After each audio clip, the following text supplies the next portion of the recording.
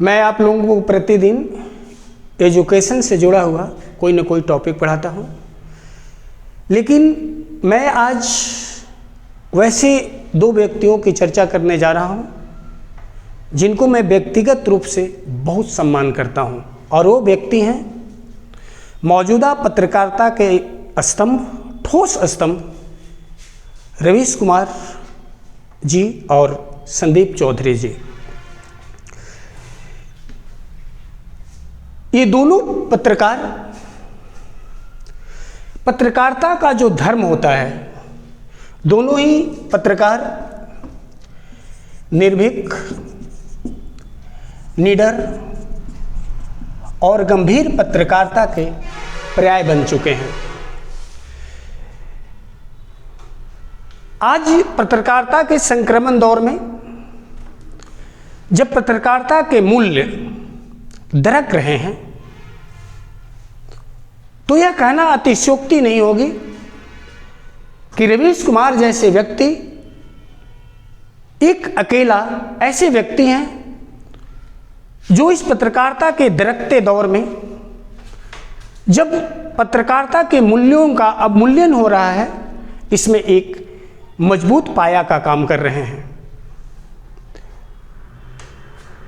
ऐसा कहकर मैंने तो किसी व्यक्ति का पक्षपात कर रहा हूं और न मैं दूसरे पत्रकारों को नीचा दिखाने की कोशिश है, मेरी ऐसी मानसिकता है, ऐसी कतई नहीं है। लेकिन मैं इतना तो कह सकता हूं कि पत्रकारिता के कुछ धर्म होते हैं, पत्रकारिता के कुछ मूल्य होते हैं, पत्रकारिता के मूल्य होते हैं, और इस बात से कोई नहीं इनकार कर सकता है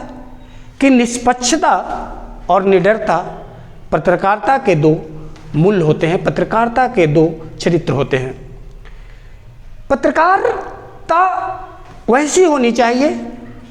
जिसमें सच को सच और झूठ को झूठ दिखलाया जा सके। देश के चौथा स्तंभ पत्रकारिता, जिस पर लोगों को असीम विश्वास होता है, लोगों के बीच सच लाना पत्रकारों का सबसे प्रमुख धर्म होता है।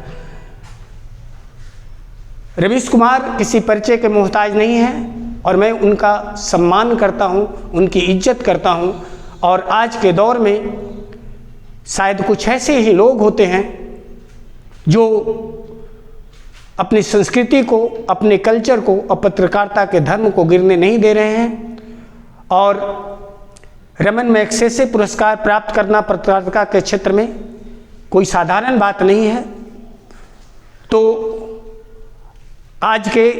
जब रिश्तों के दरकते दौर हैं, पत्रकारिता के मूल्यों बालू की भीत की तरह जब धाराशायी हो रही है, लोग अपने धर्म से भटक गए हैं, डर गए हैं, और जनता का विश्वास जब खत्म हो रहा है, तो ऐसे दौर में कुछ ऐसे लोग होते हैं जो शायद अविचल होकर खड़े होते हैं। और मैं एक वाक्य आपको बताना चाहता हूँ कि जब एक बार विवेकानंद से पूछा गया था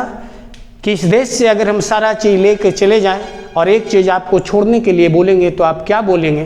तो विवेकानंद का उत्तर था, तुम भारत से सब कुछ लेकर चले जाओ, लेकिन अगर भारत की संस्कृति,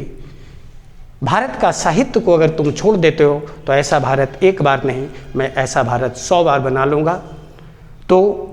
मैं रवीश कुमार और संदीप चौधरी को सैल्यूट करता हूं। और एक प्रसंग मुझे आज भी याद है कि एक बार रवीश कुमार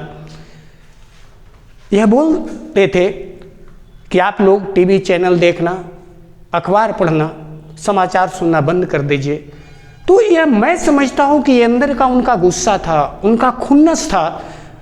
जो पत्रकारिता के बिगड़ते हुए जो चरित्र था उसके प्रति उनकी जो गुस्सा थी ना, उसको जया कर रहे थे और कह रहे थे, क्योंकि उनको मालूम था कि जो दिखाया जाना चाहिए, सच दिखाया जाना चाहिए, शायद वो सच आज के दौर में दिखाया नहीं जा रहा है, आपको झूठ परोसा जा रहा है। तो मैं इतना ही कहूँगा, पत्रकारिता के आज की जो स्थिति है उसके बारे में मैं इतना ही कहना चाहूँगा कि बागमा गजब करिश्मा दिखा रहा है, किसी को हंसा रहा है, किसी को रुला रहा है। जो काबिले गुल हैं वो गुल को तरस रहे हैं, गड्ढा गुलाब सुनकर हलचल मचा रहे हैं। जय हिंद, जय भारत, जय भगत सिंह।